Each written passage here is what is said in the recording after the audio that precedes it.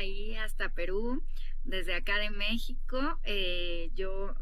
Me encanta poder seguir trabajando con Perú, seguir en esta alianza con Cambiando Horizontes, con Cambiando Horizontes, con el Ministerio de la Mujer y Poblaciones Vulnerables.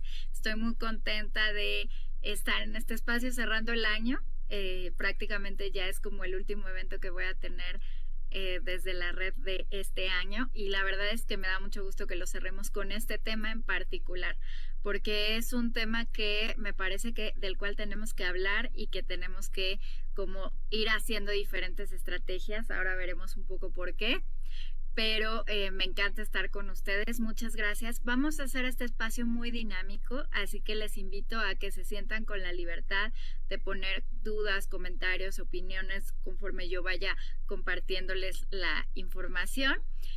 Por supuesto, también a nombre de la Red Latinoamericana de Egresados de Protección, también agradecer este espacio. La Red Latinoamericana de Egresados de Protección tiene ya 27 organizaciones de 11 países de Latinoamérica que nos dedicamos a ver que las condiciones de las y los egresados de sistemas de protección sean las adecuadas y que la calidad del cuidado sea la idónea, específicamente en niños, niñas, adolescentes y jóvenes sin cuidados parentales. Entonces, bueno, me da muchísimo gusto estar con ustedes hoy. Y pues vamos a empezar un poco como pudiendo hacer como una pequeña reflexión sobre salud mental, porque de pronto se habla mucho de qué es salud mental y luego no tenemos muy claro realmente de qué estamos hablando. Bueno, fíjense, según la OMS, es un estado completo de bienestar mental y social, que no es solamente la ausencia de enfermedades, y esto también incluye el bienestar físico. Entonces, ¿qué quiere decir? Que en la medida en la que no es todo lo que somos, todas nuestras áreas de desarrollo se encuentran de manera adecuada, vamos a tener salud mental.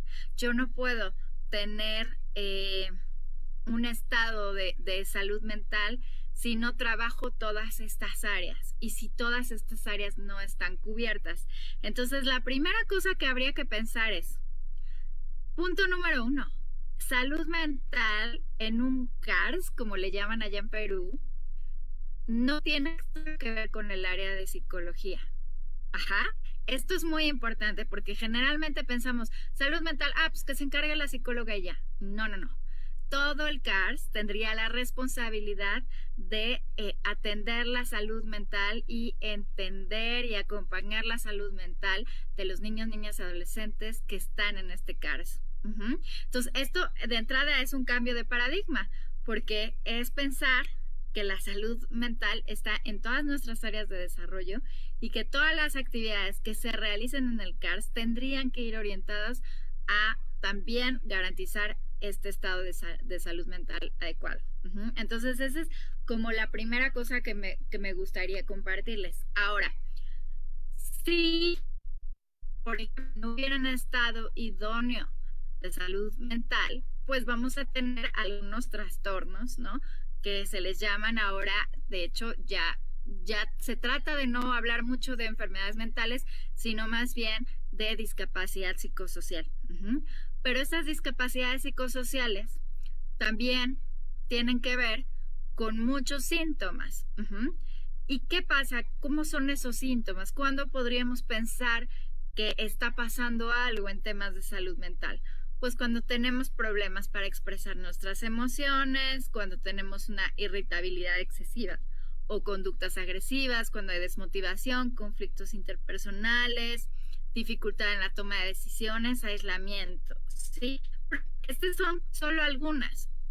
En realidad hay un abanico de situaciones que pueden ocurrir, pero fíjense bien, aquí hay una trampa, y la trampa es que para hablar de salud mental también tenemos que entender el contexto del cual están los niños, niñas y adolescentes que acompañamos. Si pensamos un poquito, pues algunos de ellos y ellas han venido de diferentes tipos de violencias, de negligencia por parte de sus padres, de omisión de cuidados, de abandono, Ujú. Y entonces, bueno, ya eso en sí mismo es una situación que va a ser difícil. No es imposible salir de esa situación y que los niños y niñas sean resilientes, al contrario, para eso existe la resiliencia y entonces, bueno, muchos niños y niñas que viven en CARS pueden tener una calidad de vida adecuada a pesar de todo eso que han vivido. Pero sí es importante entender que no es fácil, que no es fácil todo eso que se vivió y tampoco es fácil vivir en un CARS.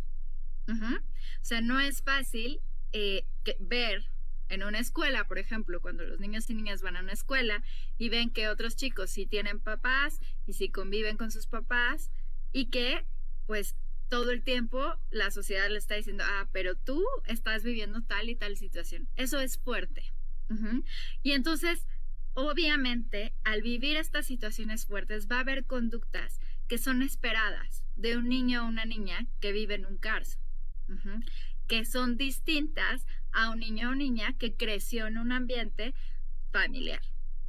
Entonces, por eso me parece importante como considerar en qué situación están los niños, niñas y adolescentes que acompañamos, ¿no? Y que ustedes se puedan ir como construyendo ideas respecto a eso. Ahora vamos a sumarle otra cosita más. Y es que seguimos en pandemia, ¿no? De pronto la pandemia pareciera como una situación como de así de oleadas, ¿no? Se llaman ahora, les llaman oleadas, en donde de repente viene fuerte, luego baja. Creo que allá en el caso de ustedes ha ido bajando un poco, pero bueno, no sabemos si tocó madera, pero no sabemos si después va a subir, ¿no? Por ejemplo, en México ahorita ya se pronostica que vuelve a subir en las siguientes semanas. Entonces, todos estos 2 años de película que hemos vivido, que no nos hubiéramos imaginado, que ni Hollywood pudo predecir, en sí mismo, todo eso va a tener efectos en nuestra salud mental. Y obviamente efectos en la salud mental de los niños, niñas y adolescentes en general, y por supuesto efectos en la salud mental de los niños, niñas y adolescentes que viven en los CARS. Es esperado, o sea, ni modo que no. Yo siempre cuando mis pacientes me dicen, Jimena, pues es que estos 2 años de pandemia han sido brutales y ha sido muy difícil, yo contesto, pues ni modo que no.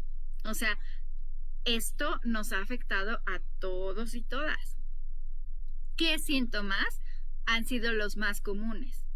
Y ustedes se van a ir identificando, pero ¿a poco no se notan más exhaustos o exhaustas emocionalmente? A veces sienten tristeza o desesperanza en el día a día, mayor irritabilidad, ¿no? Esto hasta lo pueden ver ustedes en la calle, ¿no? La gente está más irritable a situaciones cotidianas. Sentimientos de confusión, de sentir como que esto no va a acabar nunca, porque al final la vida de todos y todas se vio muy alterada. Dificultades para conciliar el sueño, y entonces si yo tengo dificultades para conciliar el sueño, ¿qué va a pasar? Pues al día siguiente voy a estar súper cansada, no voy a rendir, voy a estar más irritable, voy a estar poco tolerante, no me voy a poder concentrar.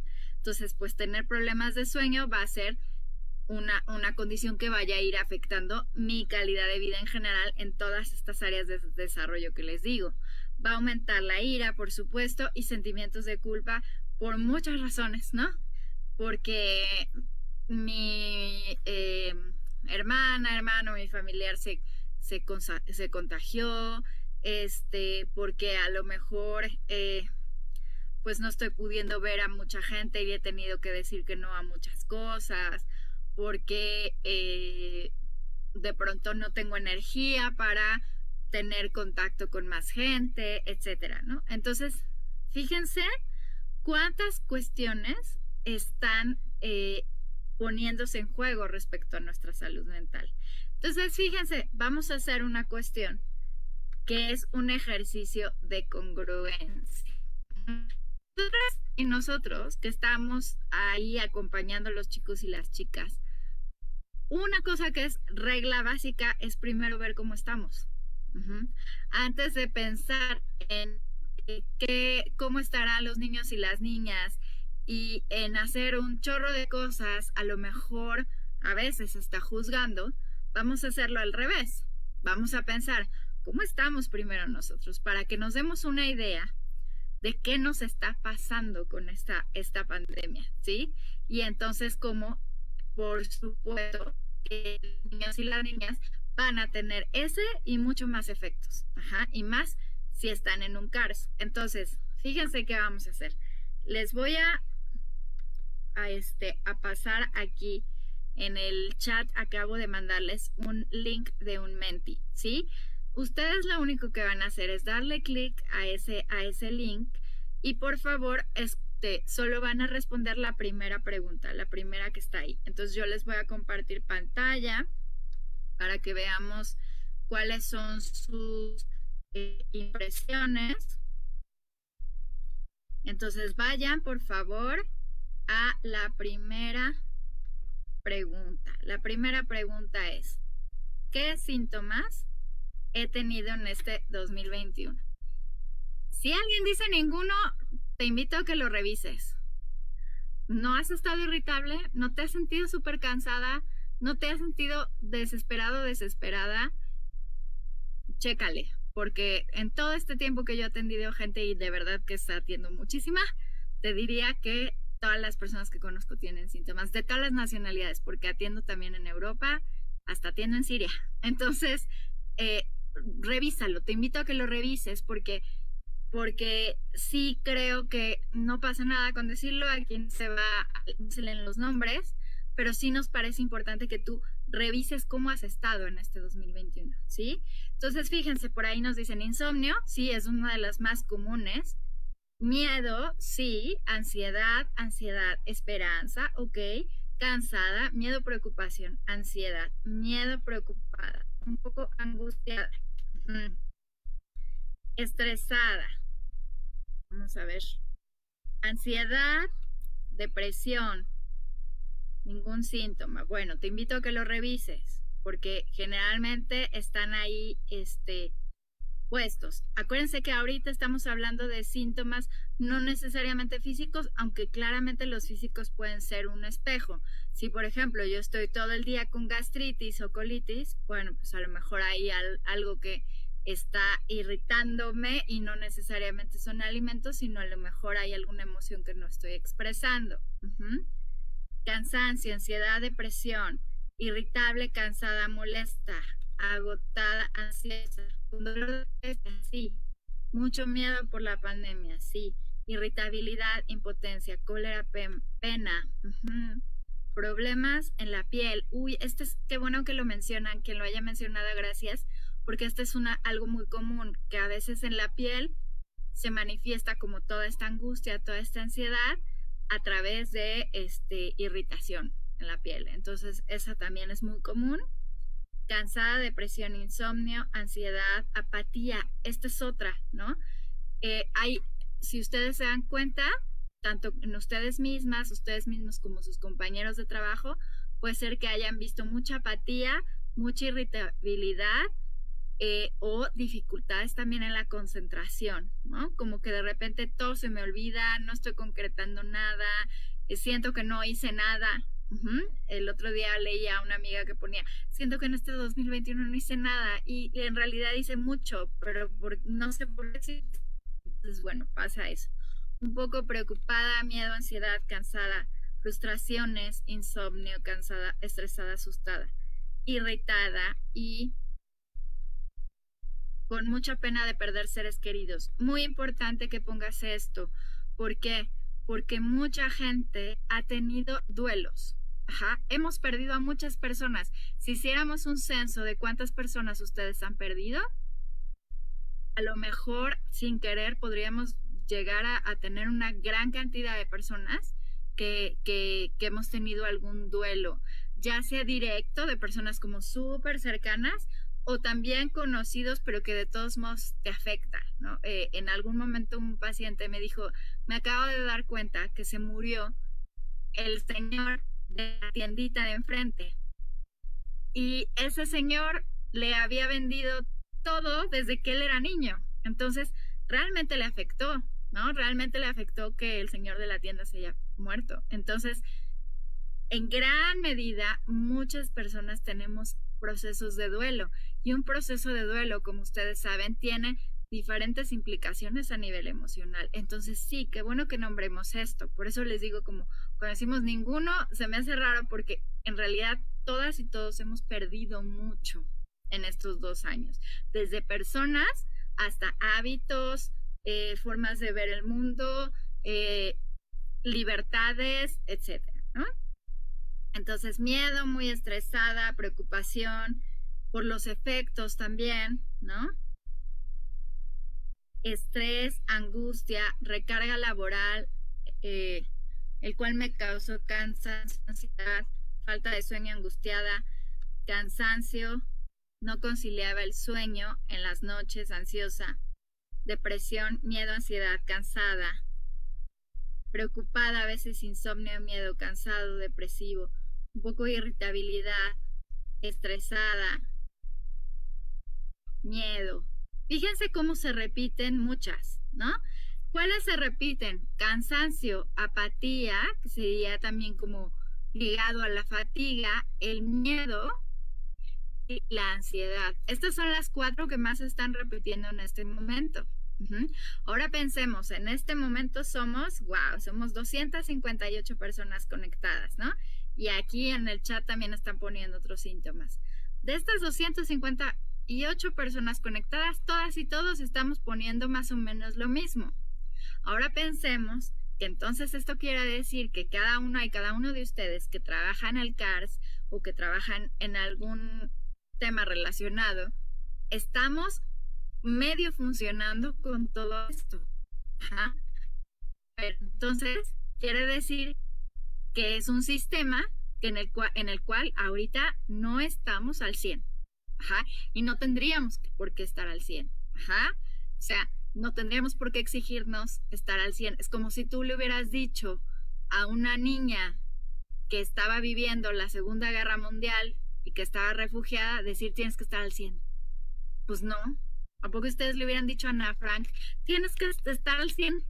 Ahí donde estás encerrada tienes que estar al 100. No. Entonces, vayamos pensando un poco, ¿qué necesitamos nosotras y nosotros para estar lo mejor posible dentro de este contexto que sigue siendo adverso? ¿Y cómo entonces vamos a hacer para acompañar? ¿Y cómo vamos a hacer para ser empáticos y empáticas? Porque los niños y niñas están también así. Entonces, cuando nosotras y nosotros le exigimos ciertas cosas a los niños en este momento, pensemos un poquito en, es que no puede ser la exigencia de el 2018-2019. Tendría que ser distinto. Entonces, fíjense qué importante es primero mirar cómo estamos nosotros para poder tener un principio de realidad de qué le vamos a pedir a los niños, niñas y adolescentes, ¿no? O sea, porque si no, se vuelve súper, súper complicado. Entonces, vámonos a la otra. ¿Qué síntomas ha tenido la población que acompaño? Ahora piensen en los niños, niñas y adolescentes que ustedes acompañan y traten de hacer como una radiografía de qué han observado, cómo están. ¿Cómo están ellos y ellas? Entonces, ayúdenme a llenar esta segunda de cómo están ellos y ellas.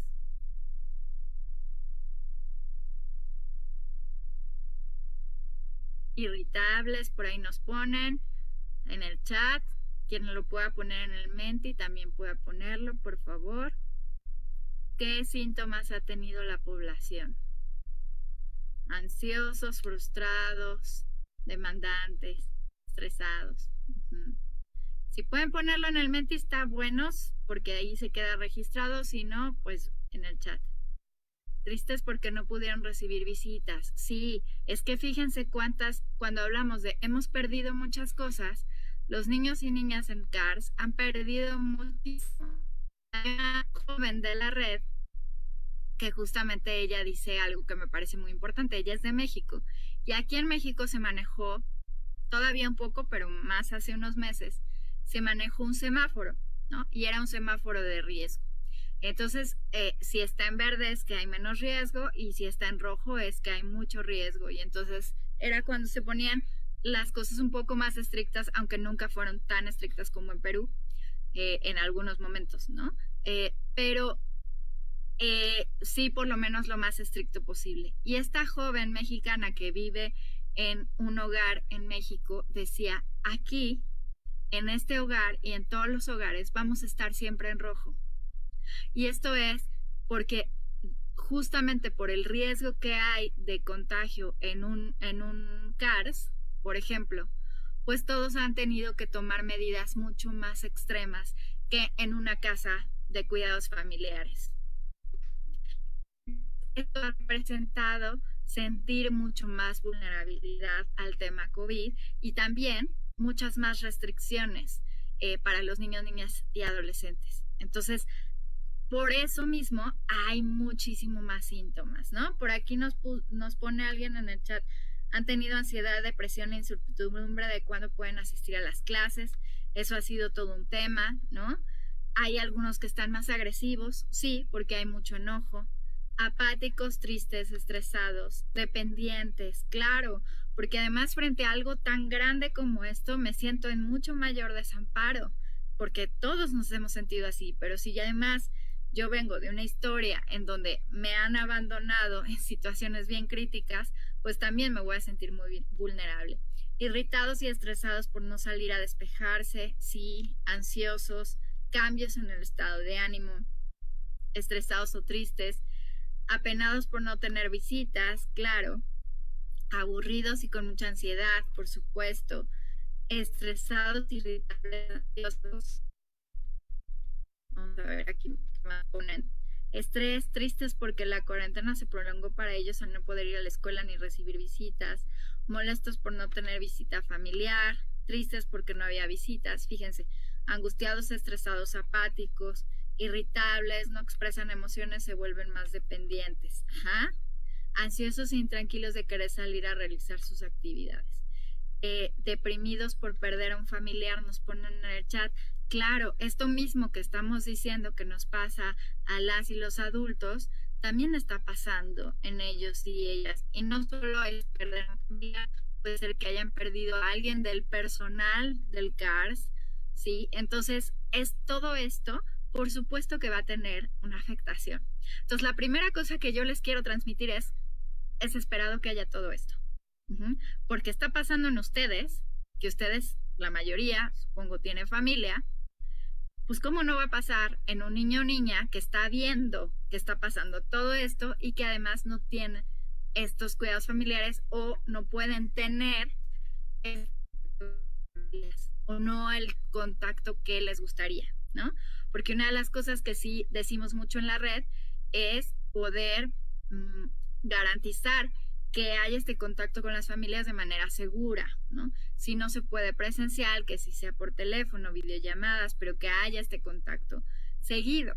Pero por supuesto que no es lo mismo no poder ver a sus familias, ¿no? Entonces, obviamente es esperado que va a pasar todo esto. Entonces, la primera cosa que habría que hacer es escuchar todos estos síntomas, todas estas cuestiones que les están pasando a ellos y a ellas. Esa es la primera cosa, porque es lo mismo que estamos sintiendo, ¿no? Y que ellos y ellas sienten que es normal, que no estamos al 100. Dice Margarita, demasiadas horas frente al computador por las clases que elevan su estrés y frustración. Claramente, pues no tienen un espacio que sea adecuado a la necesidad de interactuar y socializar.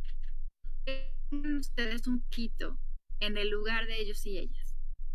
Imagínense a ustedes a los 8, 9 años viviendo una situación así. Yo muchas veces pienso, si esto me hubiera tocado a mí de adolescente, yo no sé qué hubiera hecho. O sea, yo me hubiera rebelado. O sea, de verdad, hubiera sido muy difícil. Porque claramente son etapas claves del desarrollo donde, por ejemplo, en adolescentes, pues está toda esta cuestión de socializar y ligar y tener novio, novia y poder ver quién te gusta de la escuela. O sea, tantas cosas que son bien importantes. Ahora imagínense que todo eso se lo están perdiendo. y que ahora están todo el día frente a una pantalla que además no tiene buena conexión, porque sé que, no sé allá, pero acá en los hogares, en las casas hogar acá en México es un lío la conexión. Entonces están peleando, a ver, a mí me toca, no, yo no tengo. Es muy pesado. Uh-huh. Pongámonos un poquito en el lugar de todos ellos y ellas y entendamos que ahorita la salud mental tendría que ser prioridad de cada cárcel. Uh-huh. Porque esto no está fácil y la cuestión acá es que la OMS está diciendo que va a haber una crisis de salud mental por los próximos años. He hablado con algunos psiquiatras y dicen, los efectos de esto van a durar como 10 años más. Uh-huh. Ojalá se equivoquen, pero puede ser que sí, porque además por ahí alguien de ustedes lo ponía. En Facebook nos dicen que también la mayoría sintió ansiedad y estrés. Exacto. Entonces, fíjense, la cuestión acá es, por ahí alguien ponía, ¿no? Hay efectos también a nivel social. Uh-huh. Esto que ha traído desempleo, muchísimo más pobreza, la economía. Estaba leyendo el otro día de la inflación en Perú y la inflación en México, porque bueno, aquí hay todo un revuelo en ese sentido. Y entonces, pues claramente, ustedes saben, si tenemos un sistema político y social que está en crisis, esto va a afectar en el día a día de nuestras vidas, por lo tanto va a afectar en nuestra salud mental. Todo está ligado. Entonces, ¿qué hay que hacer? Actuar. Uh-huh. Y de eso se trata el día de hoy. Sí, está muy fuerte lo que les estoy diciendo, sí, sí, pero vamos a actuar. ¿Qué vamos a hacer con esto? Vamos a aceptar que es un tema difícil y que tenemos que ponerle prioridad. Pero ¿qué vamos a hacer? Entonces, ahí vamos. Muchas gracias por compartir. Ahora voy a ir a la presentación. Al rato vamos a regresar al Menti. Vámonos entonces, ya que vimos cómo están ustedes, cómo está la población que acompaño. Ahí les puse estas fotitos que son como muy representativas, ¿no? Fíjense, ¿no? Yo cuando veo a los niños y las niñas con el cubrebocas, a mí me da tristeza. Uh-huh. O sea, invariablemente me da mucha tristeza. Mis sobrinos veo cómo agarran y solitos ya le ponen a su mamá la mano, ¿no? Para el gel. Entonces, esto son cosas que se han tenido que adaptar que no nos hubiéramos imaginado. Pero vean las fotos, ¿no? La niña con su teléfono, porque además sabemos que no todos y todas tienen acceso a los mismos dispositivos, y la otra así de basta, ¿no? Esto es lo que está pasando. Ahora, ¿qué acciones hemos realizado respecto a la salud mental? A lo mejor ustedes tenían algún programa ya hecho y seguramente en cuanto empezó la pandemia tuvieron que modificarlo. Espero que haya pasado eso, que lo hayan modificado. Y lo que yo les quiero transmitir es que como la salud mental está en todas las áreas del desarrollo de los niños, niñas y adolescentes, esto no solo compete a psicología y entonces tendríamos que tener una serie de actividades y acciones muy claras respecto a salud. Obviamente tenemos las acciones individuales, las que son de uno a uno, que son, ahí sí, en psicología, las sesiones, ¿no? Sé que en algunos casos tienen psicólogos y psicólogas dentro, o más bien son personas externas, ¿no? A mí me parece que siempre funciona mejor lo externo, porque se sienten con más confianza, pero generalmente por lo menos hay un psicólogo o psicóloga que coordina todos esos apoyos. Y acompañamiento en actividades específicas. Por ejemplo, todos los educadores y educadoras que seguramente están acá hoy están haciendo acciones respecto a salud mental. O sea, si yo estoy en el día a día enseñándole hábitos, dándole cariño, dándole cierta certidumbre, acompañando y modelando ciertas conductas, todo eso contribuye a la salud mental. No solo es las sesiones estructuradas. Uh-huh. Entonces, ahí ya estoy haciendo cosas. Y si tenemos también sesiones individuales, está buenísimo, ¿no? A veces, los acompañamientos, sobre todo niños y niñas y adolescentes que viven en CARS, son mejores cuando hay menos la estructura de la psicóloga. Uh-huh. Yo les cuento de la experiencia del Comité Joven de la Red y yo soy psicóloga, generalmente me dicen, Jime, no es por nada, pero, perdón, pero en general nosotros odiamos a los psicólogos. ¿Por qué creen que me dicen eso?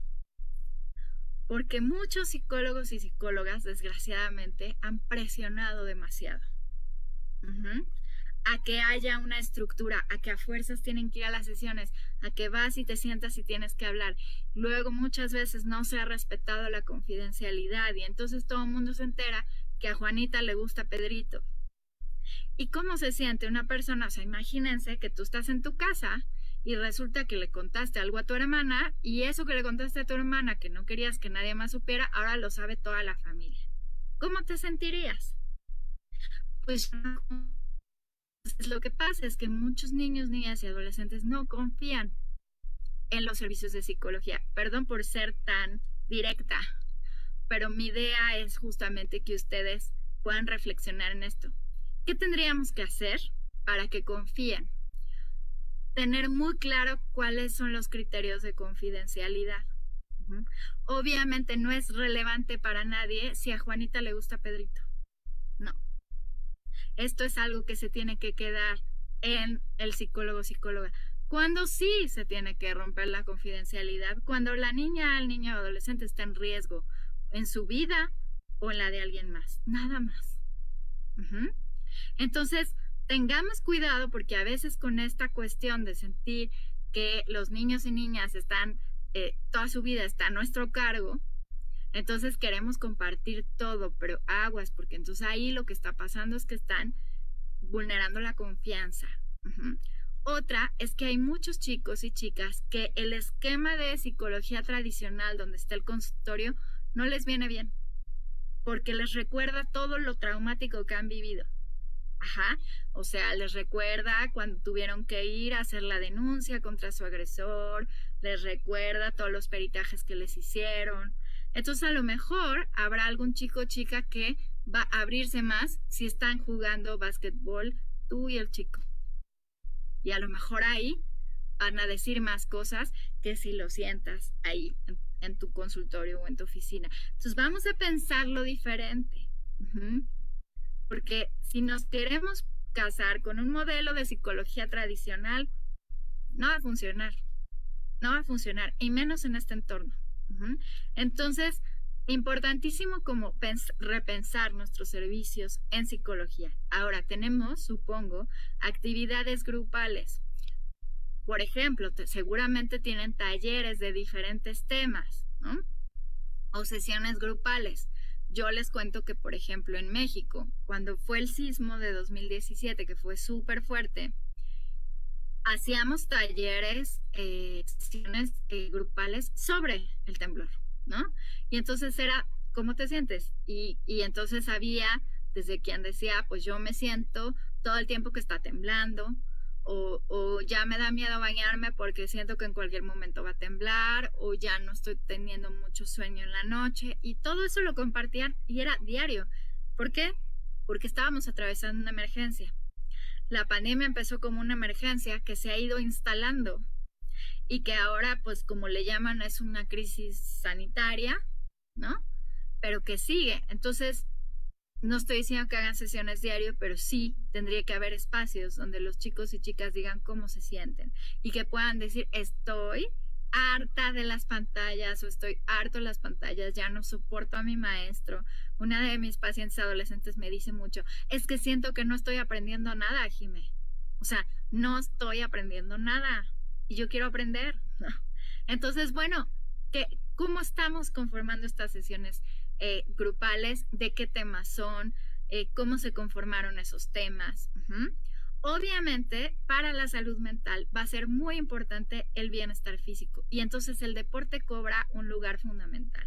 Entonces, importantísimo que haya actividades deportivas de diferentes, ¿no? O sea, que puedan ser como muy variadas.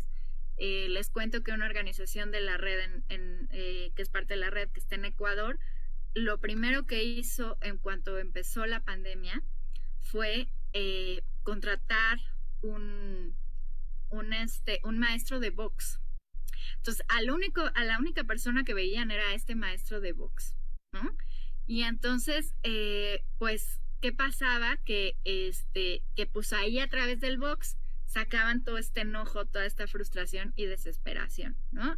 Entonces, bueno, ¿qué actividades deportivas hay? Pero que sí tiene que haber, ¿no? O sea, fundamental. El deporte tiene que ser también clave y es parte de la salud mental.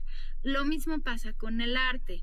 ¿Qué actividades artísticas hay que puedan ayudar? Donde en una organización donde yo fui directora, eh, tuvieron a bien desde muchos años atrás tener clases de violín.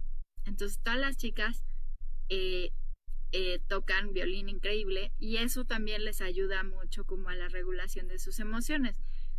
Pero puede ser que no sea tan estructurado, o sea, puede ser que sean simplemente cantos y juegos, que sea pintura, como capoeira, o sea, hay muchas formas de poner esto. Ahora, ahí también iría la parte lúdica. Lo digo porque tendría que ser algo obvio, pero lo digo porque a veces no es.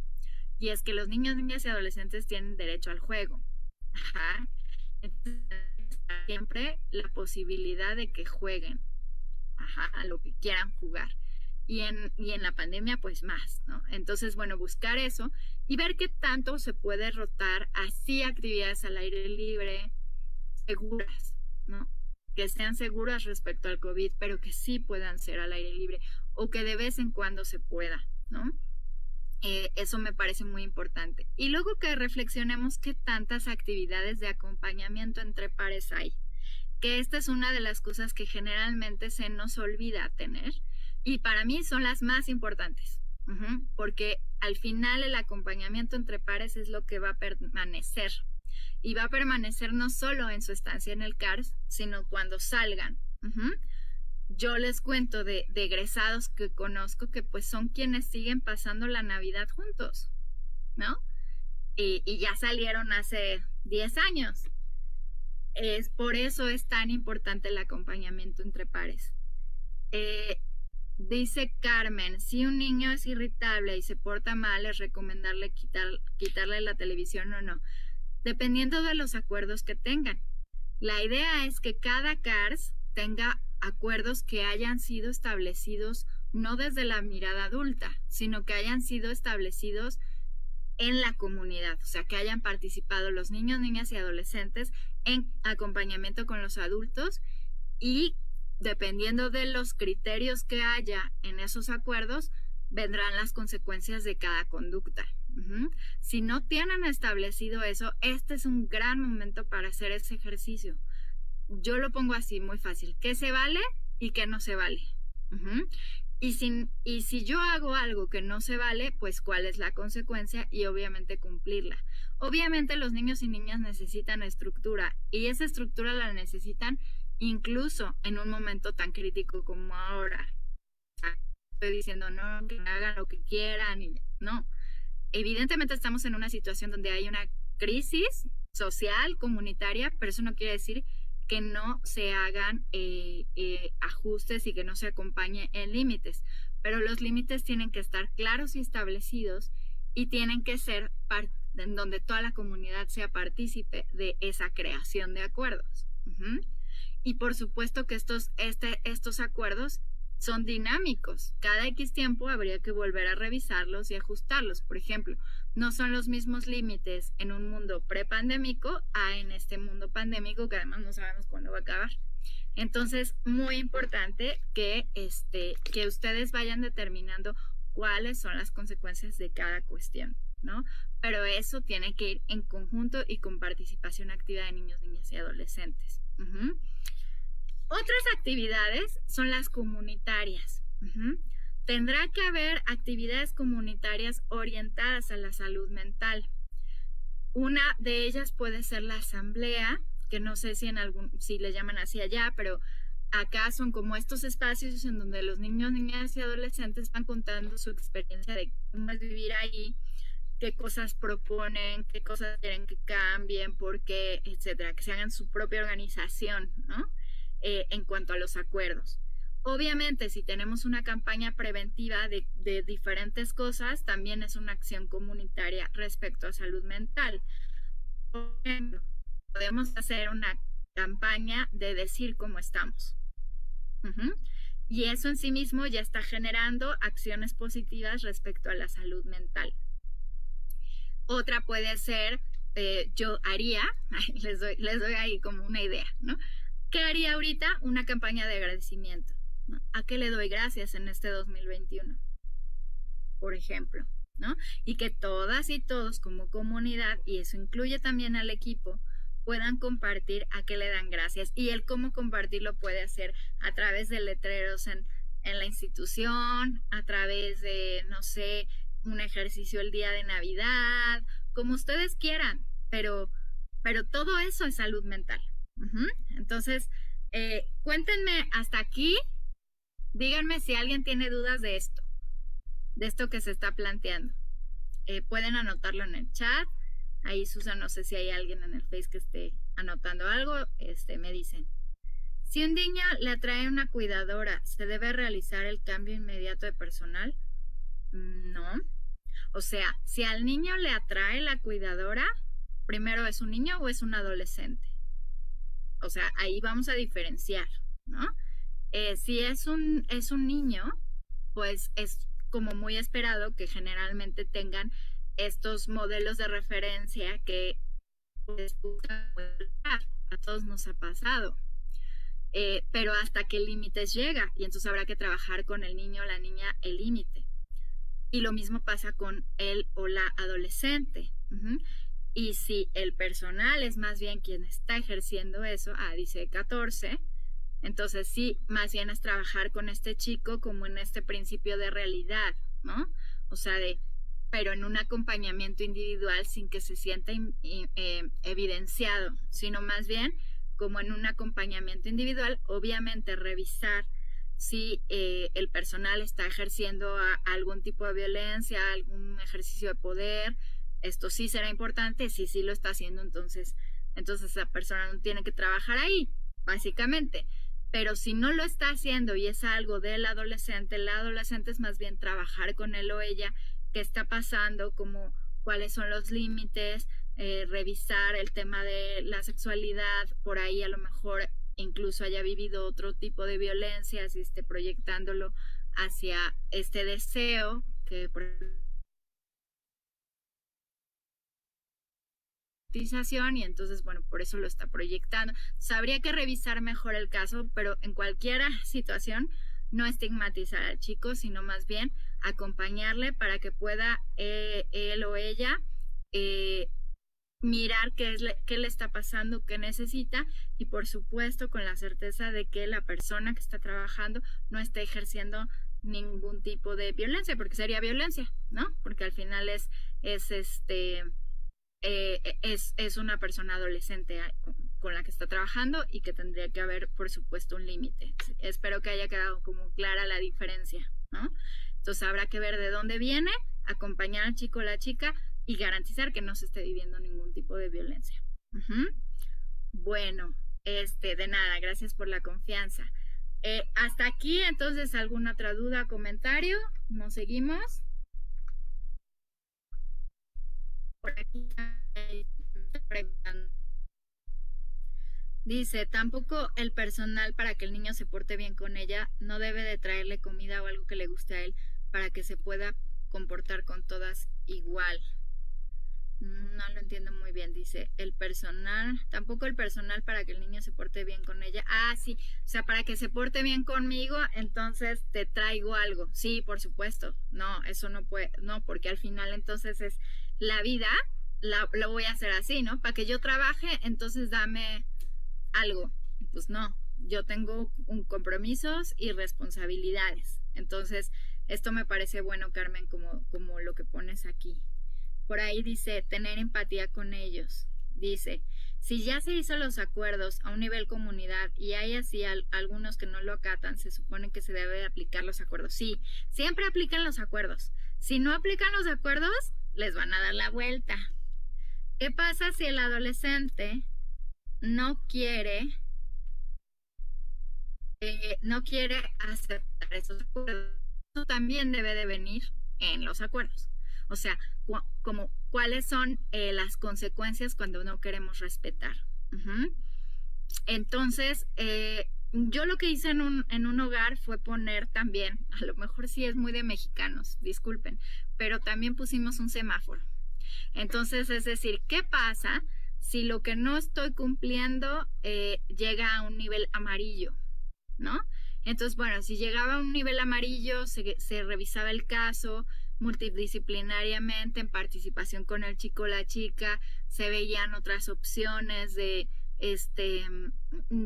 acompañamiento desde fuera, etcétera. Y cuando llega rojo, que ya son casos muy complejos, entonces, bueno, se tendría que revisar si este es el lugar adecuado para esta persona. Uh-huh.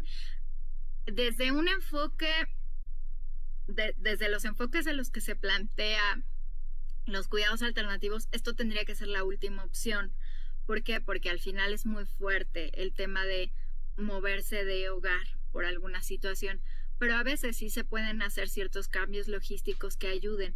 Yo, la verdad, en mi experiencia, he hecho cosas que a lo mejor no son del libro, que me han funcionado muy bien. Por ejemplo, con casos en donde el chico se está como poniendo mucho, he puesto voluntariados, ¿no? Entonces, a ver, una de las cosas que tienes que hacer ahorita es acompañarme a una institución de niños con cáncer y vamos a hacer un voluntariado juntos. Y entonces empiezan a ver otras realidades y empiezan a ver que otros chicos viven cosas bien duras y entonces algo en ellos va cambiando. Es decir, como buscar este tipo de acciones distintas, pero esto también tiene que ver con los procesos de escucha al chico o la chica, ¿no? Y entonces a partir de eso vas viendo qué va necesitando. Por eso la participación es tan importante, ¿sí? Entonces yo sé que a veces hay casos bien difíciles, ¿no? Pero sí me parece que en esos casos hay que leer qué hay detrás, ¿no? ¿Qué nos está diciendo? ¿Qué no nos está diciendo? Uh-huh. Sí, que lo de las compras es un conflicto, sí, totalmente. Las compras debe de ser algo que en los contratos del personal debe de estar prohibido. O sea, no debemos de dar, comprarle cosas a los chicos porque esto genera conflictos y diferencias. Siempre es para todos o para ninguno, exacto. Uh-huh. O a menos de que esté estipulado por alguna cuestión en particular, ¿no? Quienes hayan terminado tal situación pueden tener tal gratificación, bueno, ya es diferente.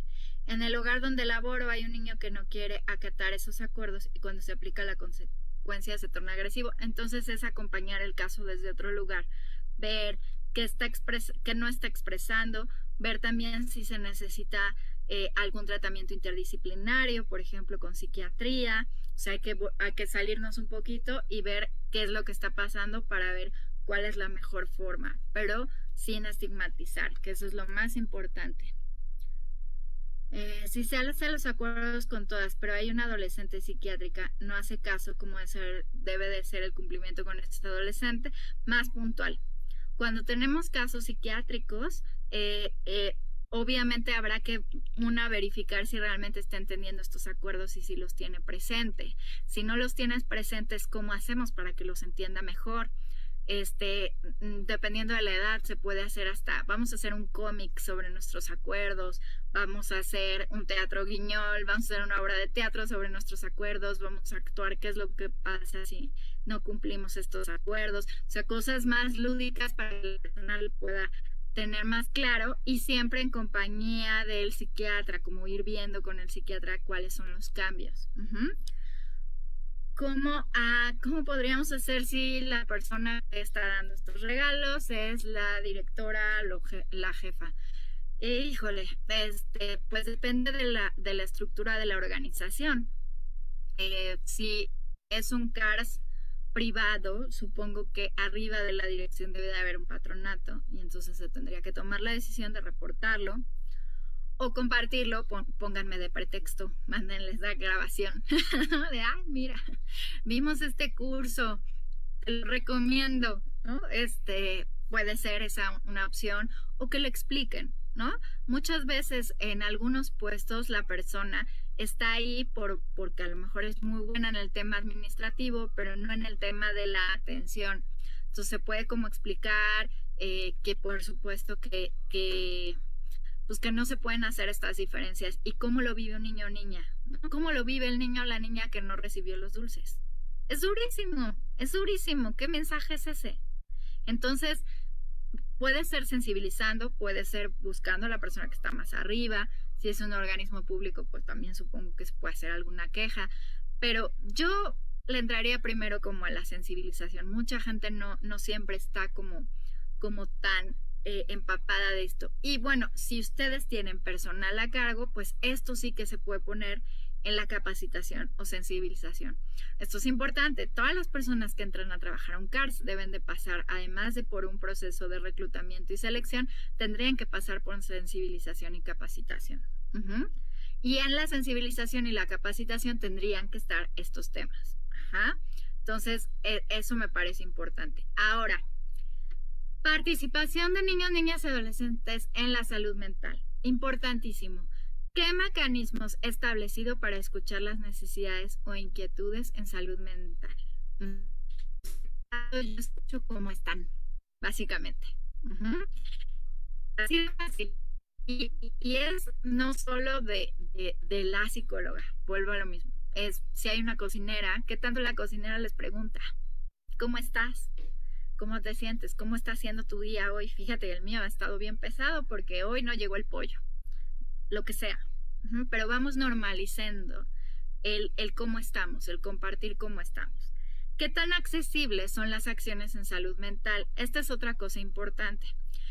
Que haya formas accesibles en las cuales los niños, niñas y adolescentes puedan acudir a los servicios ya especializados. Es decir, que no sea, uy, sí, pero es que ahora para que reciba las sesiones tiene que solicitarlas, después se tiene que mandar un oficio y entonces, no, nada burocrático.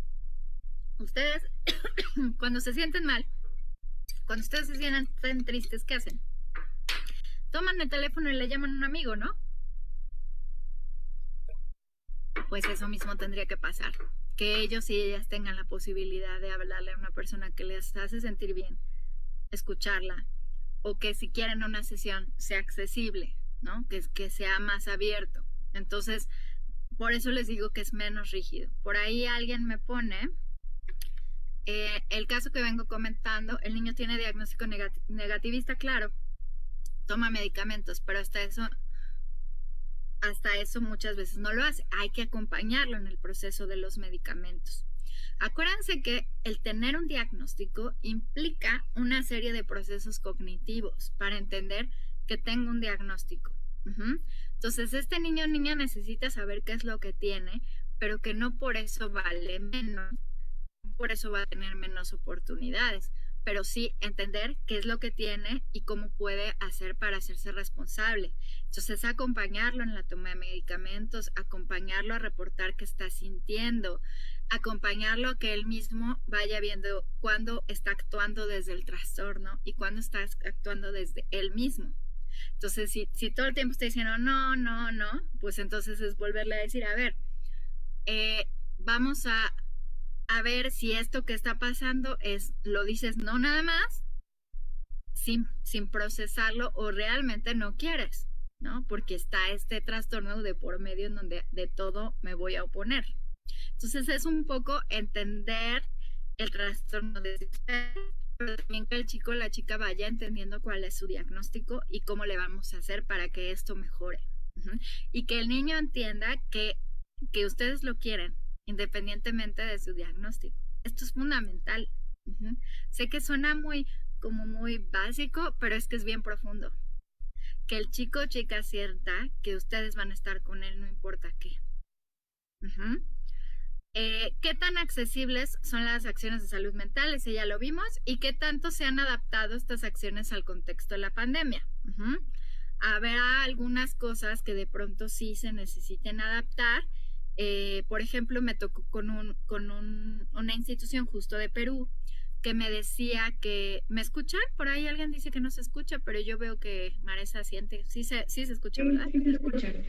Ok. Una organización en Perú me decía que tenían algunas dificultades con las sesiones en línea, ¿no? Que no todos los chicos y chicas querían tomar las sesiones en línea.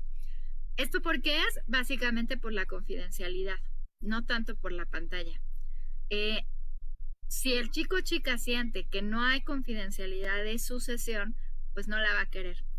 Para eso es importante que los psicólogos y psicólogas que acompañan hagan una serie de acciones para garantizar la confidencialidad y las organizaciones bien.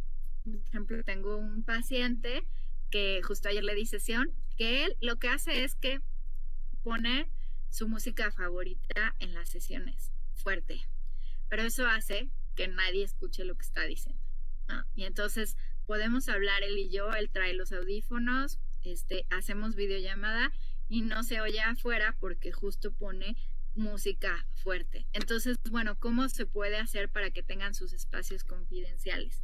Todos los CARs deben estar con niños de su perfil y edad, no debe estar en un CAR donde hay niños menores de 6. Tenemos niños adolescentes, según la psiquiatra debe de estar con sus pares. A ver, no entiendo muy bien. Pues debe de estar, o sea, más bien yo creo que acuérdense que aquí hay que evaluar caso por caso, ¿no?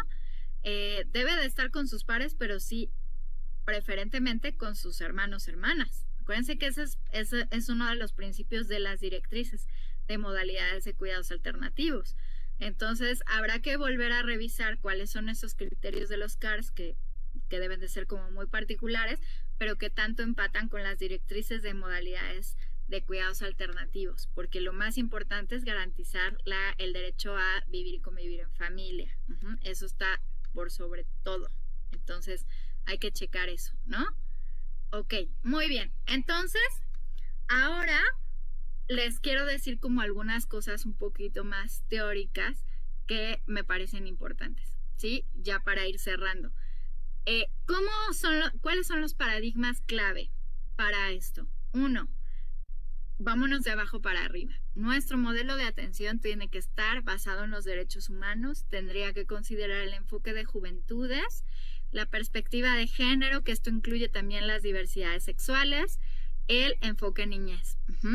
En psicología tendríamos que salir de lo tradicional, y enfoques y metodologías lúdicas. Tenemos la musicoterapia, tenemos la danzaterapia, tenemos la biblioterapia. O sea, hay muchas herramientas. Mientras más lúdico, más va a funcionar. Entonces, esto es importante, salirnos de lo convencional. Y en desarrollo integral, buscar que todos nuestros programas tengan alguna orientación hacia la sexualidad integral, autonomía progresiva, que este es uno de los pilares de la red, que es súper importante que miremos que estos niños, niñas y adolescentes van a vivir solos, solas, en vida independiente unos años después. Entonces, ¿qué estoy haciendo para construir eso? Eso también es salud mental. Que haya una integración entre arte, deporte y ciencia, que siempre se oriente hacia los factores resilientes de las niñas, que se prevengan todo tipo de violencias en cualquier contexto, ya sea dentro del CARS, ya sea en las convivencias con familias, ya sea en la escuela, en cualquier contexto de desarrollo, y que puedan ustedes conocer las características de la población. Yo no puedo pedirle a los niños y niñas que estén quietos, porque eso no es parte de sus características. Sus características son que van a ser curiosos, espontáneos. Entonces yo tengo que adaptarme a cómo voy a hacer para que dentro de esa curiosidad y espontaneidad puedan seguir límites y puedan atender una clase. Entonces, ese es como el marco. Eso tendría que tener nuestro programa, no solo en psicología, sino en todo, para que se garantice la salud mental.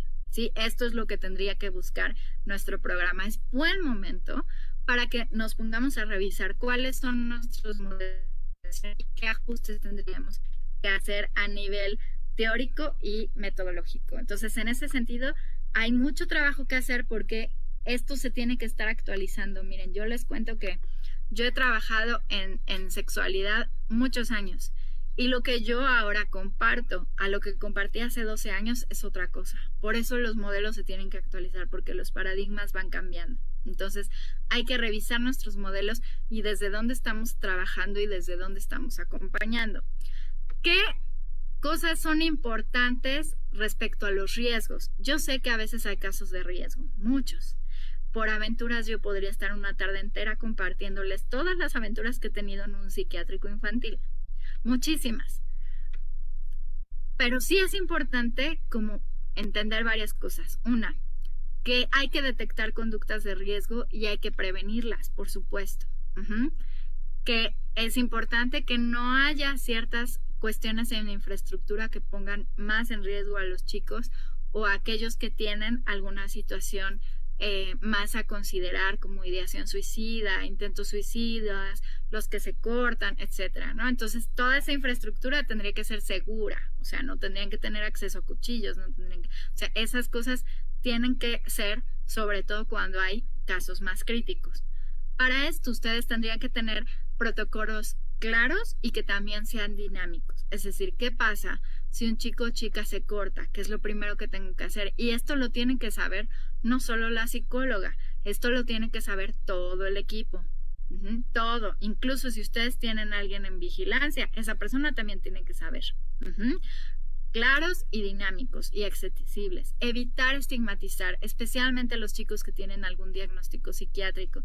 Son los que más sufren el propio estigma que se genera dentro del CARS. Entonces eso es muy importante. Referencias con otras instancias, sí, esto va a ayudar mucho, pero que sea desde el mismo paradigma en el que ustedes trabajan. Eso también es importante. Si es un psiquiatra, que sea un psiquiatra que tenga enfoque de niñez, que sea un psiquiatra que conozca o que ya tenga experiencia en el trabajo con niños, niñas y adolescentes en CARS. Y que todos los actores que están trabajando en la organización tengan una base teórica común. ¿Cómo logramos esto? A través de la capacitación y actualización constante. O sea, tiene que haber siempre actualización constante. Por ahí dice, ayudando con los talleres de psicología, talleres de integración familiar donde participen los padres y adolescentes, donde se pueden unir, donde no se perdonen. Yo ahí difiero un poco. No se tienen que perdonar. Si el chico no quiere perdonarlo, no quiere perdonarlo. No se tiene que obligar a eso. Se puede trabajar en la integración familiar siempre y cuando el chico o la chica quiera. Pero si el chico o la chica no quiere perdonar a sus agresores, no tiene obligación en eso. Su trabajo es gestionarlo de la mejor manera para vivir con eso. Pero nosotros no les podemos pedir que perdonen a, por ejemplo, sus violadores.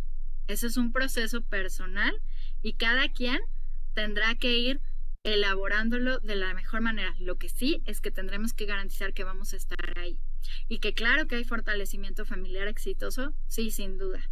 Pero no podemos forzar la convivencia cuando hay temas de violencias de por medio. Esto es muy importante, ¿sí? Piensen lo que en ustedes. Piénsenlo, si ustedes hubieran vivido algo así, o a lo mejor lo vivieron, quisieran convivir diario con esa persona, igual no.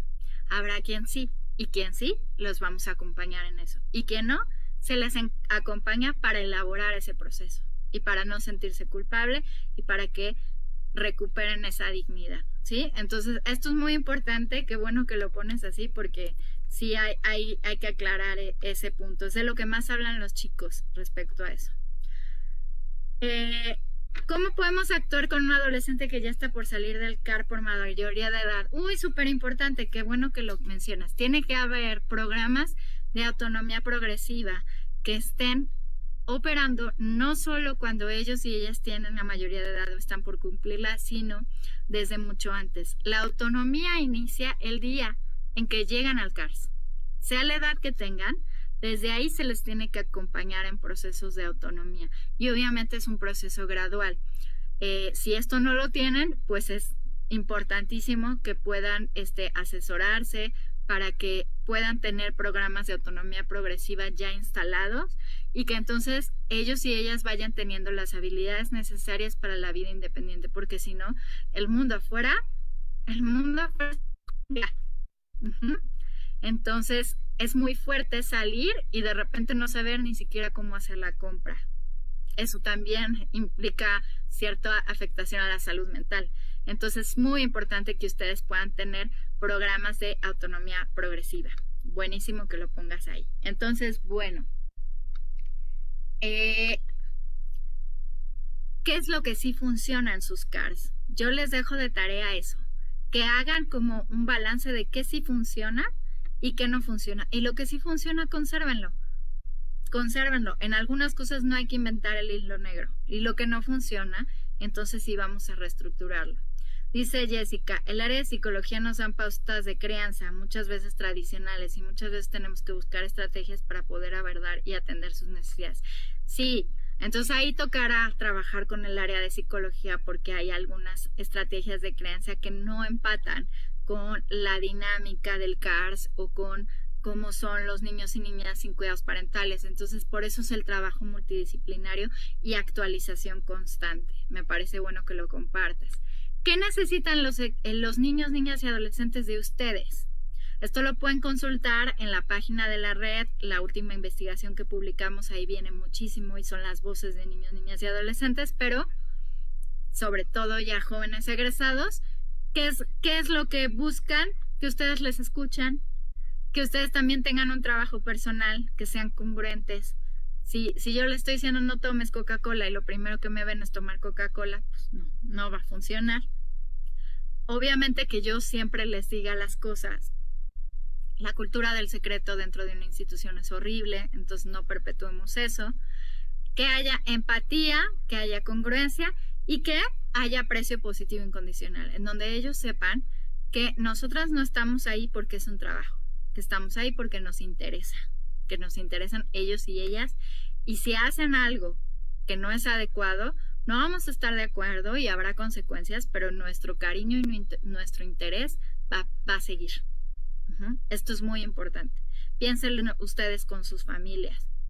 ¿A poco sus parejas dejan de quererles si ustedes cometen algún error? No. Entonces, esto lo tienen que sentir ellos y ellas. Por ahí dice, personalmente me funciona enseñarles a trabajar actividades de pequeños oficios. Sí, eso también es parte del programa de autonomía progresiva, pero no es todo. La autonomía progresiva involucra educación, hábitos cotidianos, las habilidades blandas, sexualidad, pareja, o sea, es todo un proceso. Entonces, la invitación es pensar qué ajustes necesito realizar, entendiendo que estamos en una crisis de salud mental. O sea, sí. Entonces, ¿qué ajustes voy a hacer en mis programas para que realmente sean adecuados? Yo les podría dejar una super tarea de 2022. No ahorita, porque ahorita ya necesitan descansar ustedes, también se lo merecen.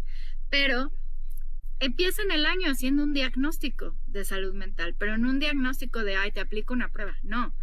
Escuchen a los chicos y chicas cómo están y qué necesitan, y a partir de ahí replanteen sus programas de atención. Vamos a dejar un pequeño espacio para preguntas. Susan, no sé si se me pasó alguna pregunta. Hay una pregunta al final que nos dice cómo trabajar con niños que están por salir del CAR para pasar a otro centro de acogida.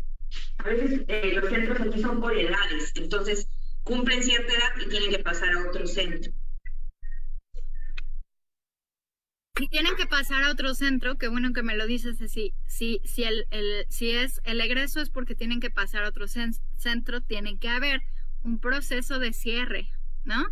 Un proceso de duelo, porque es difícil para los chicos pensar que ahora tienen que ir a otro lado y volver a empezar, y genera muchas emociones. Entonces, bueno, tendría que haber un proceso de acompañamiento grupal e individual respecto a eso, a prepararles para eso, y quien reciba también preparar en recibir, y que el proceso de adaptación sea gradual, pero sobre todo que sus modelos de referencia puedan seguir. Es decir, que si el chico de pronto está en un nuevo centro y quiere hablar con alguien del equipo que está en el otro centro, pues que lo pueda hacer.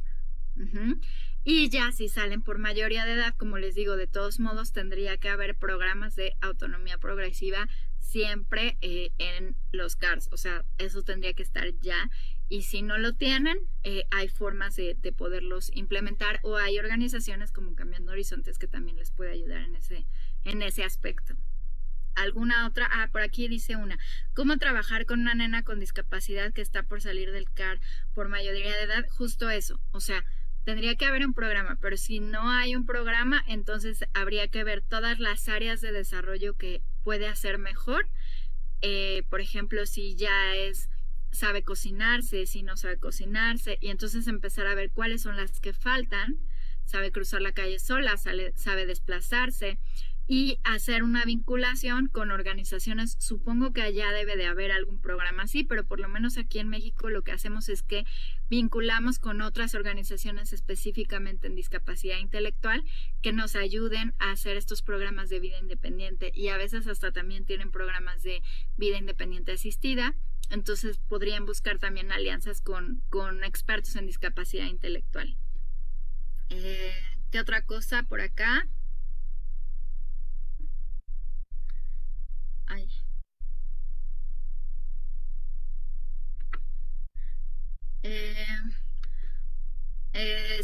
Sí, ahí por ahí me escriben como muy importante como no hacer diferencia, ¿no? Y que todas y todos tengan acceso como a esta posibilidad de comunicarse con quien deseen, y no solo algunos, ¿sí? Igual el tema del apoyo al trabajo, o sea, no puede ser como solo algunos, sino tendría que ser como en general a todos y todas. Por eso tendría que ser un programa. Uh-huh. ¿Alguna otra cosa? ¿Alguna otra pregunta? Este es el momento. Sí, quizás ya como instituciones, ¿no?, que trabajamos ya con egresados, también es importante recalcar y aprovechar que están de repente las personas que trabajan con los jóvenes dentro de los hogares. Nosotros sabemos que hay un cariño muy grande para los chicos y chicas que egresan, ¿no? Pero también es importante tener en cuenta que cuando egresan, claro que respetamos que haya la conexión todavía, que es fuerte, pero sí es importante respetar el trabajo que viene después, ¿no? Que ya es un trabajo más de independencia, de apoyar a los chicos para que independientemente puedan generarse sus propios recursos y aprender cómo vivir de manera independiente, ¿no? Como lo dije. Sí hay casos en los que a veces no es cariño, puede ser también culpa, no puede seguir ayudándolos porque ya egresan, y a veces hay como sobreprotección por parte de algunos miembros de los hogares para los chicos que egresan. Entonces se complica con nuestro trabajo también poder enfrentarnos, ¿no?, a estas situaciones, porque queremos trabajar la independencia y de pronto por ahí ya alguien del hogar me dio esto, o alguien del hogar me mandó el otro, ¿no? Entonces, sí, a nosotros se nos complica un poco en este sentido, ¿no? Creo que sí es importante como mantener la conexión, pero respetar las etapas también de los jóvenes, ¿no? Sí, exactamente. Por ahí también les puse la página de la red. Ahí vienen todos los materiales como que les pueden servir, específicamente la investigación regional que se llama Más Autonomía, Más Derechos. Ahí pueden leer las perspectivas de las y los jóvenes egresados en cuanto a diferentes temas. Entonces, bueno, ahí están esos, pero también hay más documentos de otras organizaciones, tanto de la red como otras organizaciones internacionales, como por ejemplo Lumos.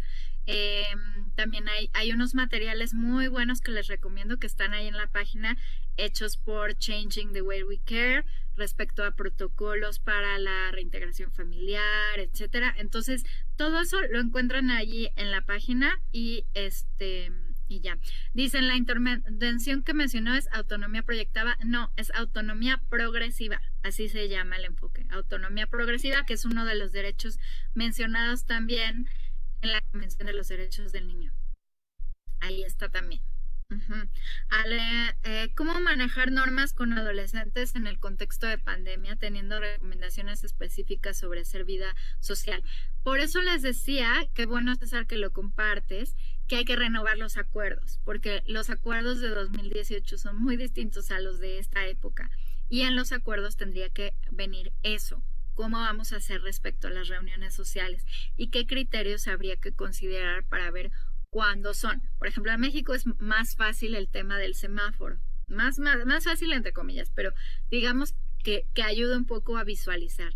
Entonces podría ser que ustedes hicieran un criterio, bueno, con las autoridades digan que hay tal incidencia de casos, bueno, entonces nuestro ajuste va a ser Cuando de repente los casos se agraven, entonces lo que vamos a hacer es y a partir de eso, que los mismos chicos y chicas sepan. Obviamente van a querer socializar, se entiende perfecto, pero que sea seguro. Entonces, buscar las mejores maneras y logísticas posibles para poder lograrse de alguna manera. Bueno, pues creo que con esto podemos cerrar. Creo que es muy importante agradecerles a ustedes, no solo el que estén acá, sí, el espacio, su participación, sino también todo lo que ustedes hacen por niños, niñas y adolescentes. Es súper importante que estén dedicándose a esto. Yo agradezco mucho eso. Y agradezco también todas sus dudas. Ahora les pongo mi mail si tuvieran alguna duda en particular o de algún caso en particular. Y le dejo el micro cambiando.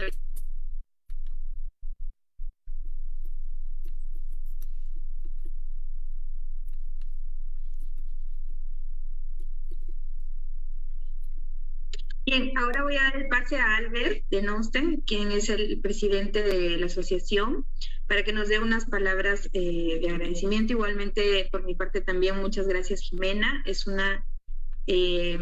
siempre grato tenerte con nosotros y especialmente compartiendo toda la experiencia que también tienes con los jóvenes directamente, que también enriquece además el conocimiento que nosotros podemos tener y todas las personas que hoy nos acompañan. Albert, te doy el pase, por favor.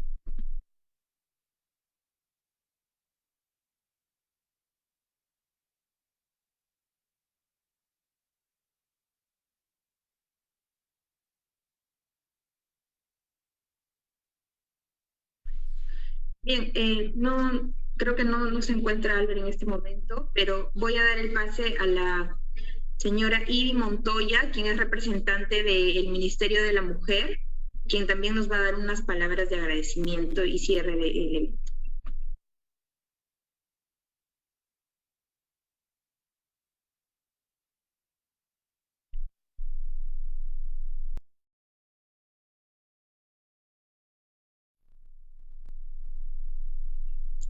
Señora Iri.